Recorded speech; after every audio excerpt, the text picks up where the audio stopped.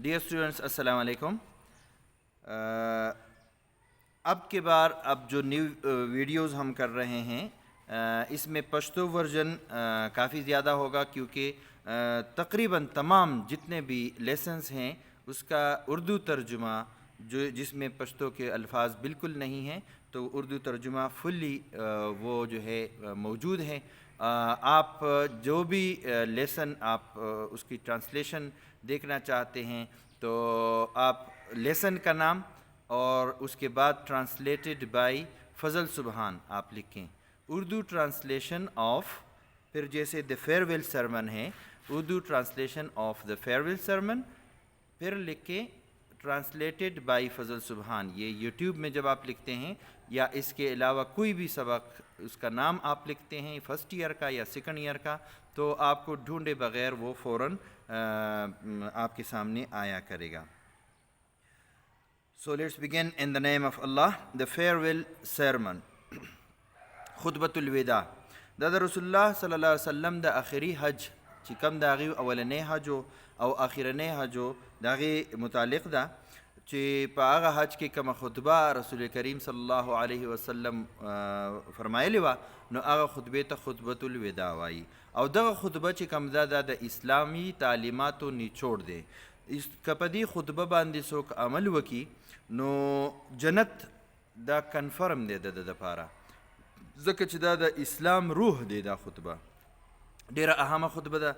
زه به د عربۍ ځینې الفاظ د رسول کریم صلی الله علیه وسلم چې کوم هغې فرمایلي وو کوشش کوم چې هغه م ورسره وویم.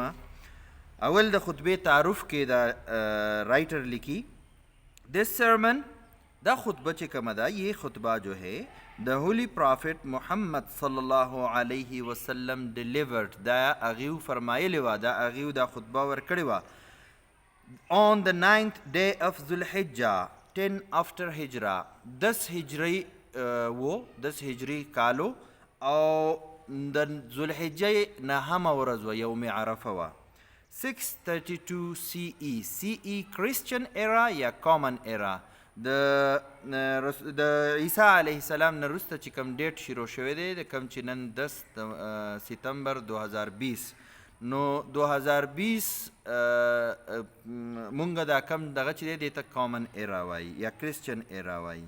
نو 632 کې دا خطبه ورکړې وه ان د عرینا ویلی آف ماونٹ عرفات، مکه. په مکه کې د جبل عرفات کې د عرینا په ویلی کې، په وادي عرینا کې، مکه کې جب عرفات دی، عرفات کې عرینا نومي یو ځای دی، په هغې کې دا خطبه ورکړې وه. د څه شي په موقع باندې؟ at the end of his first and last pilgrimage to مکہ. اور یہ خطبہ انہوں نے مکہ کے پہلے اور آخری حج کے موقع پر دیا تھا.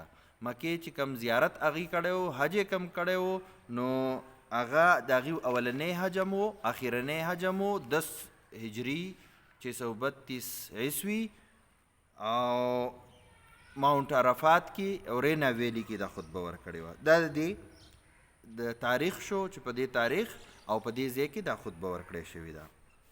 بیا دا خطبه کومو کتابونو راغستې ده، د احادیثو د هغې په باره کې را روان پیراګراف دی.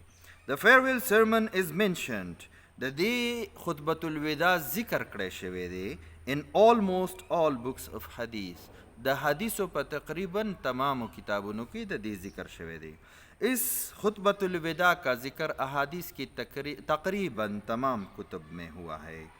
صحیح البخاری د حدیثو یو کتاب دی، صحیح البخاری refers to the sermon، دا د دې حواله ورکوي، صحیح البخاری د دې خطبې حواله ورکوي and quotes part of it، او بیانوي quotes part of it، د دې یو پارټ، د دې یوه حصه بیانوي.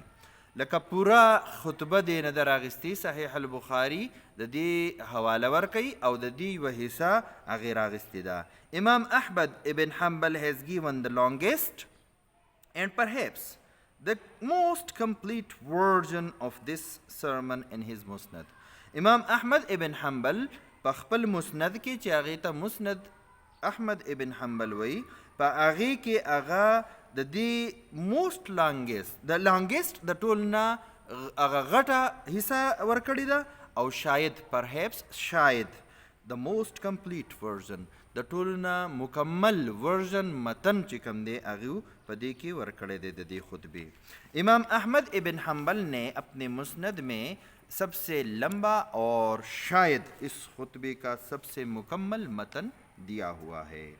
Muhammad sallallahu alayhi wasallam led the pilgrims from Mecca through the valley of Mina and up to the mountain of Arafat. Rasulullah sallallahu alayhi wasallam حجیان روان کړو، مینا ته ولاړو، بیا د مینا نه عرفات ته لاړو، نو د مکې نه عرفات ته د مینا وادي مینا په ذریعه باندې بوتلو۔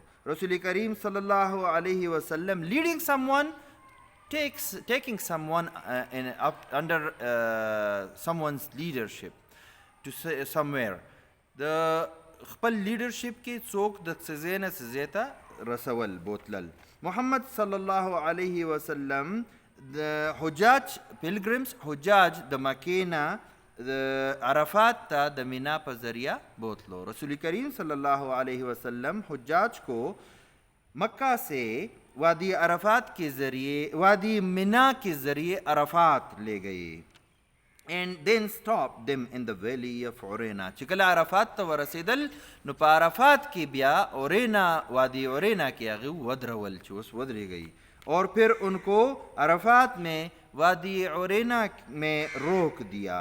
They stood in front of him silently، وہ ان کے سامنے خاموشی سے کھڑے ہو گئے، خاموشی سره دیو ودرېدل۔ as he sat on his camel، کله چې هغوی په خپله رسول کریم صلی الله علیه وسلم په خپله اوښه باندې سور شو، نو دیو دا حجاج چې کوم دي دا د رسول الله صلی الله علیه وسلم مخې ته بالکل خاموشۍ سره ودرېدل۔ They stood in front of him silently as he sat on his camel and delivered this sermon۔ جب رسول کریم صلی اللہ علیہ وسلم اپنی اونٹنی پر سوار ہو کر یہ خطبہ دینے لگے تو they stood in front of him silently، تو وہ حجاج آپ صلی اللہ علیہ وسلم کے سامنے خاموشی سے کھڑے ہو گئے۔ with a crowd of over 120,000 pilgrims، چونکہ مجمع دا د 1,20,000 حجاجو نه ډیر زیات، 1,20,000 ډیر تعدادي، ساؤنڈ سسٹم نشته، بل څه ذریعہ نشته، نو د رسول الله صلی الله علیه وسلم آواز د 1,20,000 کسانو ته نه رسېدو۔ with a crowd مجمع هجوم with a crowd of over 120,000 pilgrims، مجمع 1,20,000 حجاج سے زیادہ تھا۔ his voice could not reach out to all those who were present۔ د دې وجنا د رسول الله صلی الله علیه وسلم आवाज چې کوم دی could not reach دا نشو رسیدی to all those who were present، چې کوم حاضرین و هغه حاضرینو ته دا आवाज نشو رسیدی۔ چونکہ مجمع 1,20,000 حجاج سے زیادہ تھا، اس لیے آپ صلی اللہ علیہ وسلم کی آواز تمام حجاج تک نہیں پہنچ پا رہی تھی۔ He therefore asked Rabah ibn Umayyah ibn Khalaf، د دې وجنا رسول الله صلی الله علیه وسلم رباح ابن امیہ ابن خلف ته وفرمایل، د رباح ابن امیہ ابن خلف څوک په مخکې د قامه نه پس موږ ته هغه وایي who was known to have a loud voice، کوم چې د خپل چوت آواز دپاره د ځینو خلکو آواز ډیر زیاتی ډیر چوتی لاؤډ آوازی، د خپل لاؤډ ساؤنڈ آواز وائس دپاره دا مشهور ہو چې د دې سړي آواز د دې صحابی رضی اللہ تعالی عنہ آواز دا چوت آواز دے، جو کہ اپنی اونچی آواز کے لیے مشہور تھے۔ to repeat the sermon after him، repeating دہرانا، ویل دوبارہ ویل چې دا خطبہ زمان پس وایا تاکہ وہ خطبہ دہرائے۔ سینٹنس بائی سینٹنس، جملہ ہر جملہ جملہ بجملہ، so that everyone could hear، د دې دپاره چې هر سړی دا خطبه واوري. رسول کریم صلی الله علیه وسلم رباح ابن امیہ ابن خلف ته وفرمایل کم چې د خپل چوت اواز دپاره د تیز اواز دپاره مشهور و چې ته دا خطبه زمانه رسته هر جمله په جمله دا وایه چې د ټولو خلکو ته دا ورسي. څنګه چې مونږه دغه کوو د جنازه کې ولاړ یو او خلک وایي چې یاره کم کم سړی لاس چوت کوي چې هغه به د امام پسې وروسته یو څو صفه وروسته هغه د الله اکبر وایي چې ټولو خلکو ته آواز ورسي. دغه شان رسول کریم صلی الله علیه وسلم رباح ابن امیہ ته وی چې ته په ما پسې آواز دا خطبه وایه چې کله زه کومه جمله وایم نو ته هغه تیزه وایه چې دې خلکو ته هغه ورسي. اس لیے رسول کریم صلی اللہ علیہ وسلم نے رباح ابن امیہ ابن خلف کو ہدایت فرمائی جو کہ اپنی اونچی آواز کے لیے مشہور تھے کہ وہ آپ کے بعد جملہ بجملہ یہ خطبہ دہرائے تاکہ تمام لوگوں تک آواز پہنچ سکے. The sermon is as follow. او دا خطبه صدا سی رنگ دا دا کمی خبری چې را روانی دي نه خطبه داسې ده. After praising and thanking Allah, the Allah حمد و ثنا او د شکر نه پس نو الله سم حمد و ثنا او شکر رسول کریم صلی الله علیه وسلم په الفاظو کې څنګه و مونږ تقریبا په هر جمعه کې اورو. هغه څه داسې و الحمد لله نحمده ونستعینه ونستغفره ونتوب الیه ونعوذ بالله من شرور انفسنا ومن سیئات اعمالنا من يهده الله فلا مضل له ومن يضلل فلا هادي له وأشهد أن لا إله إلا الله وحده لا شريك له وأشهد أن محمدا عبده ورسوله. دا د رسول الله صلی الله علیه وسلم الفاظ مبارکو چې په هغې کې د الله تعالی حمد و ثنا وکړه او د هغې شکر یې ادا کو. د هغې نه پس د هولی پرافٹ محمد صلی الله علیه وسلم said رسول کریم صلی الله علیه وسلم بیا صدا رنگی فرمایل O people, lend me an attentive ear. ای خلکو مالا یو متوجه غوږ راکئ نو لکه مالا دا توجه راکئ خپل غوږونه ما طرف ته توجه کوي میری بات توجه سے سنیں. For I know not. For زکا I know not چې ما ته پته نشته دی whether after this year چې د دې کال نه پس I shall ever be amongst you again زه به په تاسو کې یم او که به نه یمه. نو په عربی کې رسول الله صلی الله علیه وسلم فرمایی اما بعد ایها الناس اسمعوا مني ابین لکم ما نواورئ زه تاسو ته څه خبره واضح کول غواړم. فإني لا أدري لعلي لا ألقاكم بعد عامي هذا في موقفي هذا ځکه چې ما ته علم نشته دی چې په دې کال نه وروسته په دې ځای کې زه ستاسو سره ملاویدی شم او که نشم ملاویدی. Therefore, listen to what I am saying to you very carefully. د دې دپاره زه چې څه ویل غواړم نو دا تاسو ډیر په احتیاط سره واورئ. اس لیے جو میں کہہ رہا ہوں یہ بڑی توجہ سے احتیاط سے یہ باتیں آپ سن لیں. And take these words to those who could not be present here today. او دا الفاظ هغه خلکو ته ورسوئ کم چې دلته موجود نه دي اور یہ الفاظ ان لوگوں تک پہنچا دیں جو یہاں موجود نہیں ہیں. O people, just as you regard this month, this day, this city as sacred. Sacred مقدس. اے خلکو just as بالکل څنګه چې تاسو دا میاش دا ورځ او دا خار دې ته مقدس وایي دا مقدس ګڼئ ریګارډ کوئ مقدس ګڼئ څنګه چې تاسو دا ورځ دا نهمه ذوالحجه یوم عرفه ده د خار د میاشت د ذوالحجې او دغه خار چې کوم دی د مکې چې د دې تاسو څونه عزت کوئ څونه مقدس ګڼئ. So regard the life and property of every Muslim as a sacred trust. بالکل هم دغه شان څونه چې دی له تقدیس ورکوئ هم دغه شان د هر مسلمان لایف ژوند پراپرټي او د هغې مال چې کوم دی دا تاسو به سیکریټ ټرسټ مقدس امانت ګڼئ. رسول الله صلی الله علیه وسلم په عربی کې فرمایي د هغې الفاظ مبارک دي ایها الناس ای خلکو ان دماؤکم ستاسو وینه ستاسو جان و اعراضکم او عزتونه حرام علیکم دا په تاسو حرام دي الی ان تلقوا ربکم د دې پورې چې تاسو د خپل رب سره ملاو شئ که حرمت یومکم هذا د دې ورځې د حرمت په شان فی شهرکم هذا څنګه چې دا ذوالحجه ده یوم عرفه ده او دا ذوالحجه ده فی بلدکم هذا په دې ملک کې په دې ښار کې. بیا به رسول الله صلی الله علیه وسلم هر چې کومه جمله ویله نو هغه به د دې خلکو نه تفوس وکړو الا هل بلغتو ما دا خبره ورسوله دا پیغام مې در ورسو. بیا یې ګوته چوته کړه او وی ویل اللهم فاشهد ای الله ته هم په دې باندې ګواه شه. بیا رسول الله صلی الله علیه وسلم فرمایي فمن كانت عنده امانه چې چا سره امانت ایښودی شوي فلیؤدها الى من ائتمنه علیها نو هغه چاته د امانت ورسوي چا چې دسه د امانت ایښودی.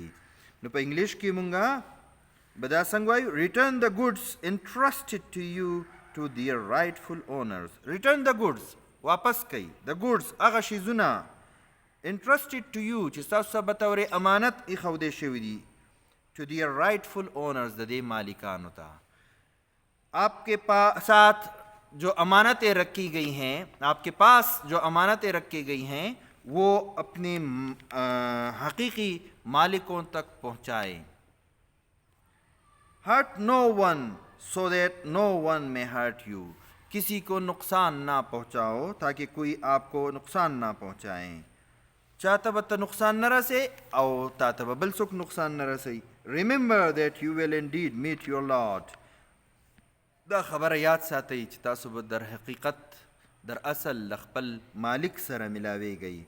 یاد رکھیں کہ آپ نے اپنے آقا سے اپنے مالک سے ملنا ہی ملنا ہے. and that he will indeed reckon your deeds. reckon هغه به حساب کتاب کوي او هغه به در حقیقت ستاسو د اعمالو حساب کتاب کوي. دا خبره یاد ساتئ چېرته په دوکه کې ونه ساتلی شئ. دا خبره یاد ساتئ ستاسو د اعمالو به حساب کتاب الله تعالی کوي او تاسو به خامخا د الله سره ملاویږئ. Allah has forbidden you to take usury. الله تاسو د دې نه منع کړی چې تاسو سود واخلئ. تاسو به سود نه اخلئ. وان ربا الجاهلیه موضوع د جهالت د وخت چې کوم سود دی هغه ختم کړی شو. ولكن لكم رؤوس اموالكم که تاسو په چا پسې لاک 2 لک روپۍ شمارلي نو هغه لاک 2 لک روپۍ د سود ختم شوي او ستاسو 50,000 40,000 10,000 چې کوم راسمال او کیپیټل و اصلي پیسې وي هغه تاسو ته به ملاویږي. لا تظلمون ولا تظلمون تاسو ظلم مکوئ په تاسو به ظلم نه کیږي. وقضى الله انه لا ربا الله تعالی فیصله کړله چې ربا به نه سود به نه. او بیا د خپل ځان نه ابتدا وکړه وان اول ربا ابدا به عمي العباس بن عبد المطلب وایي چې اولنی سود زه ختموم هغه زما د تره سود دی عباس بن عبد المطلب رضی الله تعالی عنه. Allah has forbidden you to take usury. اللہ نے آپ کو سود لینے سے منع فرمایا ہے. Therefore, all interest obligations shall henceforth be waived. Henceforth د وسنه رسته چې سونه obligations دي سونه واجبات دي د سود سونه پتا سود خلکو سود دی shall be waived دا به معاف شي. نو وایي چې د دې نه پس چې سونه سود دی هغه سود ختم شو معاف شو. Your capital is however is yours to keep. آپ کا راس مال آپ کا جو سرمایہ ہے اصل سرمایہ کیپٹل اصل سرمایہ وہ آپ کا ہے وہ آپ رکھ سکتے ہیں. ستا اصل سرمایہ ستا دا ته ایښودی شي. You will neither inflict nor suffer any iniquity.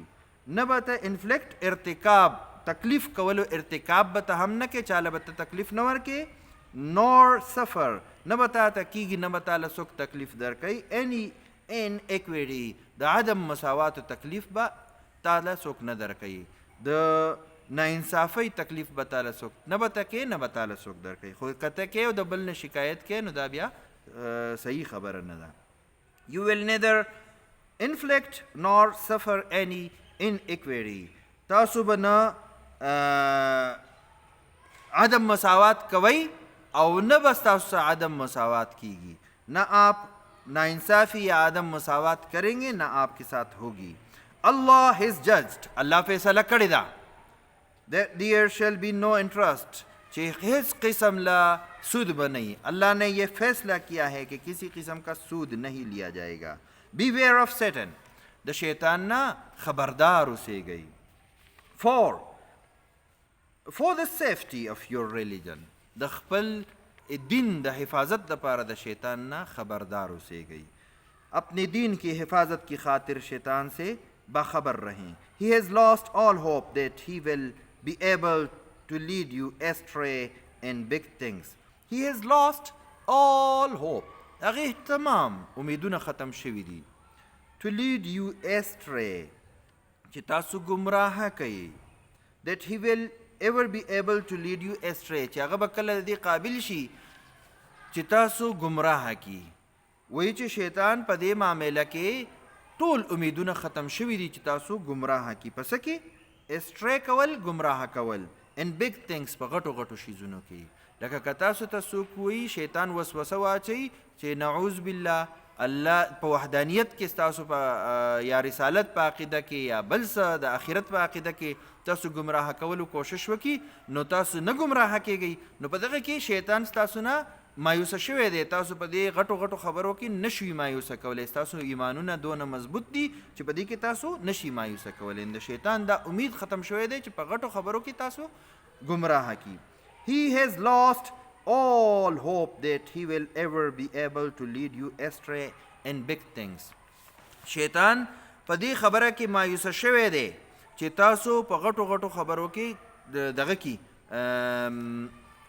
ګمراه کی اما بعد ایها الناس ان الشیطان قد يئس ان يعبد في ارضكم هذه ولكنه قد رضي ان يطاع فيما سوى ذلك مما تحقرون من اعمالكم فاحذروه على دينكم شیطان د دې خبرنا ډیر زیات مایوسه شوی دی چې په دې فی ارضکم هذه چې ستاسو په دې ځمکه کې په دې ملک کې ستاسو دغه عبادت وکړی شي خو په دې خبره هغه رضا دی چې تاسو هغه کم تحقیرونه چې حقارت په نظر کم اعمالو ته ګورئ وړې وړې خبرې وړو وړو خبرو کې هغه راضي شوی دی چې یاره زه په دې وړو خبرو کې به دا خلک زما پیروي کوي so beware of following him in small things نو وایي د شیطان نه په وړو خبرو کې تاسو ځان وساتئ کله چې واده خیرات کوئ کله چې تاسو د ماشوم سنت کوئ کله چې تاسو د رسم و رواج کوئ دا وړې وړې خبرې تاسو دې له اهمیت نه ورکوئ په دغه ځای کې تاسو شیطان دوکه کوي Oh people اے لوگو it is true that you have certain rights with regard to your women اے لوگو اے خلکو دا خبره رښتیا ده چې په ستاسو په ښځو ستاسو څه حقوق دي خاص حقوق ستاسو په دې ښځو باندې شته اے لوگو یہ سچ ہے کہ آپ کی خواتین پر آپ کے کچھ خاص حقوق ہیں بٹ دے آلسو ہیو رائٹس اوور یو لیکن داغیوں پر تاسو باندې حقوق دی ان کے بھی آپ کے اوپر حقوق ہیں ریممبر یاد وساتئ that you have taken them as your wives only under Allah's trust and with his permission دا خبره یاد وساتئ چې تاسو د الله د امانت په تور او د الله په اجازت سره تاسو د دیونه خپلې ښځې جوړې کړي دي د دیو چې تاسو ښځې شوي دي دا صرف او صرف د الله په حکم د الله د امانت په تور د الله د په اجازت سره شوي دي یہ یاد رکھیں کہ آپ نے ان کو اللہ کی امانت کے طور پر اور اللہ کی اجازت سے بیویاں بنایا ہیں if they abide by your right کدا ستاسو د حقوقو خیال کوي abide by پابندی کوي then to them belongs the right to be fed and clothed in kindness نو بیا د هغې حق جوړیږي چې تاسو د دیو د خوراک څښاک د رهن سهن د جامې خیال په ډیر رحم دلی سره وساتئ अगर वो आपकी हुकूक का ख्याल रखती हैं तो फिर उनका भी हक़ बनता है कि रहमदिली के साथ उनके रहन सहन खाने पीने का इंतज़ाम किया जाए। Do treat your women well, अपनी ख़वातीन के साथ रहमदिली का सलूक, अच्छा सलूक करें। And be kind to them, उनके साथ रहमदिली का सलूक करें। फॉर, क्योंकि दा चिकम दी ज़काची, दे आर योर पार्टनर्स, दास्ता सुमल गरी दी। एंड कमिटेड हेल्पर्स, कमिटेड बा एतमादा, हेल्पर्स मददगार दी, दास्ता सुबा एतमादा मददगार हम दी। Do treat your women well and be kind to them, for they are your partners and committed helpers। तासो आप अपनी ख़वातीन के साथ अच्छा सलूक करें और उनके साथ रहमदिली का सलूक करें, क्योंकि ये आपके साथी हैं और आपके मददगार हैं, बाएतमाद मददगार हैं। And it is your right that they do not make friends with anyone of whom you do not approve। You do not approve ची तासो रज़ा पकी नहीं, नो दास्तासो हक़ दे चे आगा चासरा दोस्ती न कही। ये आपका हक़ बनता है कि आपकी अप्रूवल, आपकी इजाज़त के बग़ैर किसी के साथ दोस्ती ना करें। As well as never to be unchaste, और बेहयाई भी ना करें। स्तादा हक़ जोड़ेगी चिस्ता सरदा पशिशा दा बेहयाई वन की। ओ पीपल, ए खलको, लिसन टू मी इन अर्नेस्ट, बड़ी तवज्जो से मुझे सुनो। वर्शिप अल्लाह, द अल्लाह इबादत वकई। से योर 5 डेली प्रेयर्स, पिंज़ वक्त मुंज कवई। Fast during the month of Ramzan, रोजे निसई। And give your wealth in ज़कात, और खपल दौलत पर ज़कात के वर्कवई।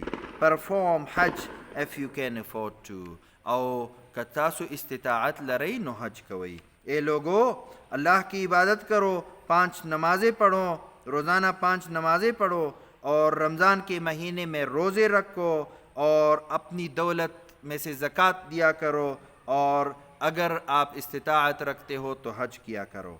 All Mankind is from Adam and एव, तमाम इंसानान ची दा आदम और द हवा अबई औलाद दे। तमाम इंसान आदम और हवा की औलाद हैं। An Arab has no superiority over a non Arab, द अरबी प आजमी बांदे स किस्म लफौकियत निश्ता। Nor a non Arab has any superiority over an Arab, और न द अजम प अरबी बांदे स किस्म फौकियत शता। ना किसी अरबी को अजमी पर, ना अजमी को अरबी पर कोई फौकियत हासिल है।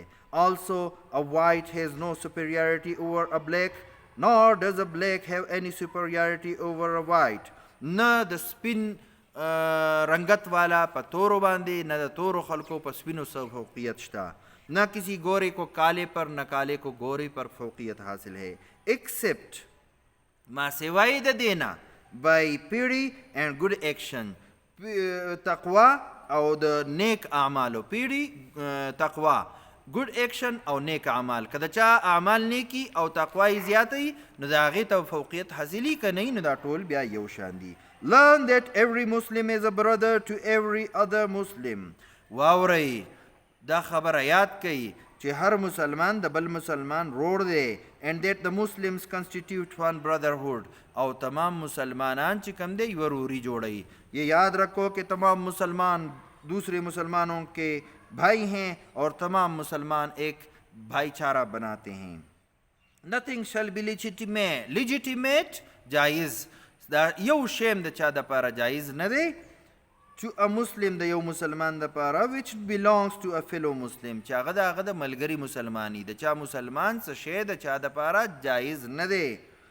unless it was given freely and willingly, the they वक्त पोरेच दा देला freely बिल्कुल प आज़ादानत और willingly पखपल मर्ज़ी वरन की। जब तक कोई मुसलमान आपको अपनी कोई चीज़ आज़ादी से और अपनी मर्ज़ी से ना दे, तब तक वो आपके लिए जायज़ नहीं है।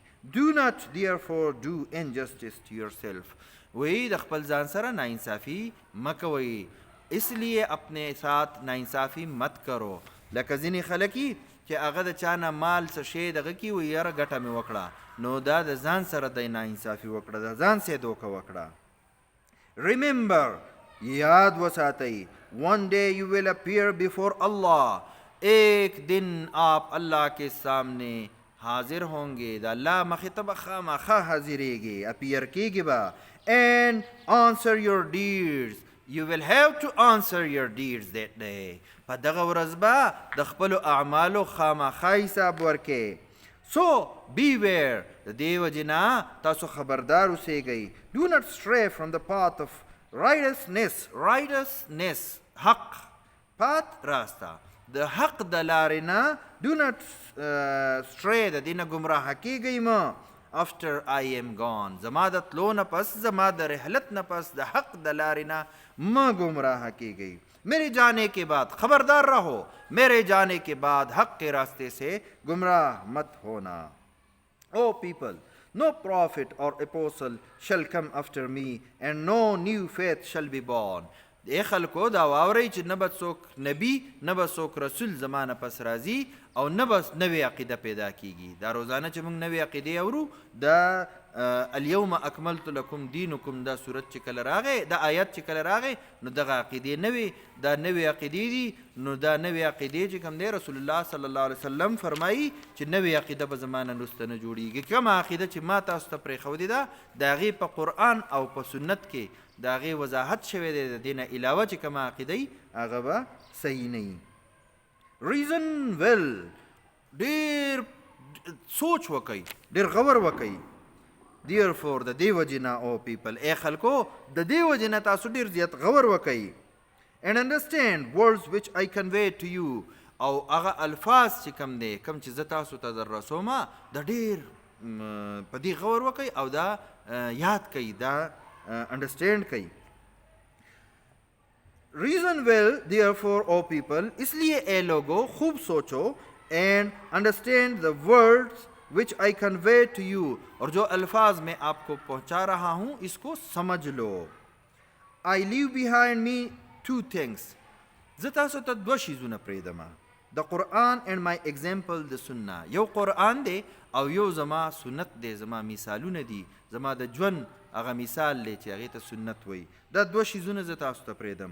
and if you follow these two، دا دوه که تاسو فالو کول د دې پیرویم کوله، you will never go astray، تاسو به گمراہ کیږئ نه. اے لوگو میں اپنے پیچھے دو چیزیں چھوڑ رہا ہوں، ایک قرآن اور ایک میری مثال، سنت، میری سنت.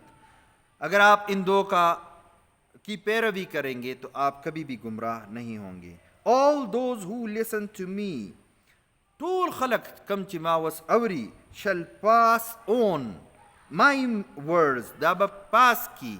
مونږ په پښتو کې وایو مونږ دا بال وات را پاس کا کنه، ورکول، بل چاته رسول. زما الفاظ به دا ورسوي، دا په مونږ باندې فرض دي چې دا الفاظ مونږ ورسو. to others، نورو خلکو ته، and those to others again، او دغه به بیا نورو خلکو ته هم رسوي. and may the last ones understand my words better than those who listen to me directly. او دا اوس چې ما برای راست ما ته کم خلک ناس دي او اوري زما دا خبرې، نو کېدای شي هغه د آخري زمانې خلک چې کم دی هغه زما په دې خبرو زیات پوهیږي. be my witness، میرا گواہ رہنا. او اللہ، اے اللہ میرا گواہ رہنا. اللہم فاشہد، اے اللہ زما گواہ اوسیگا. that I have conveyed your message to your people، کہ میں نے تیرا پیغام تیرے لوگوں تک پہنچا دیا ہے. اس پدې کې به مونږ یو خو د کوېسچن آنسر سیشن بیا کوو ځان له، خو د ټول نه زیات ضروري او د خاص کر د هغه سټوډنټس دپاره ضروري چې کوم پرایویټ سټوډنټس دي یا کم ته داسې موقع نه میلاویږي چې هغه پروناونسیشن دغه، نو زه هم د دې سبق سره به زه پروناونسیشن کولو کوشش کوم. کم سبق چې اوږه دي هغې به زه ځان له د پروناونسیشن ویډیو دغه کومه اپلوډ کوم. نو یو خو ما رو په هره جمله کې هر لفظ ووایو. اوس به زه هغه څنګه چې مونږ وایو په مدرسو کې وایي په خویه اوس ووایه، په ټکو مې درته ووایو، اوس یې درته په خویه وایم. تاسو کوشش کوئ چې دا ریډینګ تاسو هم زده کوئ او د ټول نه زیات امپارټنټ دا ریډینګ دی، دا به ستاسو انګلیش سکلز سیوا کوي. The farewell sermon. This sermon the Holy Prophet Muhammad sallallahu alaihi wasallam delivered on the 9th day of Zulhijjah, 10th after Hijrah, 632 Common Era in the Urayna Valley of Mount Arafat in Mecca. at the end of his first and last pilgrimage to Mecca. The farewell sermon is mentioned in almost all books of hadith. Sahih al-Bukhari refers to the sermon and quotes part of it. Imam Ahmad ibn Hanbal has given the longest and perhaps the most complete version of this sermon in his Musnad. Muhammad sallallahu alaihi wasallam led the pilgrims from Mecca through the valley of Mina and up to the mountain of Arafat, and then stopped them in the valley of Urena. They stood in front of him silently as he sat on his camel and delivered this sermon. With a crowd of over 120,000 pilgrims, his voice could not reach out to all those who were present. He therefore asked Rabah ibn Umayyah ibn Khalaf, who was known to have a loud voice, to repeat the sermon after him sentence by sentence, so that everyone could hear. The sermon is as follows. After praising and thanking Allah, the Holy Prophet Muhammad sallallahu alaihi wasallam said, O people, lend me an attentive ear, for I know not whether after this year I shall ever be amongst you again. Therefore, listen to what I am saying to you very carefully, and take these words to those who could not be present here today. O people, just as you regard this month, this day, this city as sacred, so regard the life and property of every Muslim as a sacred trust. Return the goods entrusted to you to their rightful owners. Hurt no one, so that no one may hurt you. Remember that you will indeed meet your Lord, and that He will indeed reckon your deeds. Allah has forbidden you to take usury. Therefore, all interest obligations shall henceforth be waived. Your capital is, however, yours to keep. You will neither inflict nor suffer any inequity. Allah has judged that there shall be no interest. Beware of Satan. For the safety of your religion, he has lost all hope that he will ever be able to lead you astray in big things. So beware of following him in small things. O people, it is true that you have certain rights with regard to your women, but they also have rights over you. Remember that you have taken them as your wives only under Allah's trust and with His permission. If they abide by your right, then to them belongs the right to be fed and clothed in kindness. Do treat your women well and be kind to them, for they are your partners and committed helpers. And it is your right that they do not make friends with anyone of whom you do not approve, as well as never to be unchaste.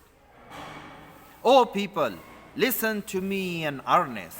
Worship Allah, say your 5 daily prayers, fast during the month of Ramadan, and give your wealth in zakat, perform Hajj if you can afford to. All mankind is from Adam and Eve.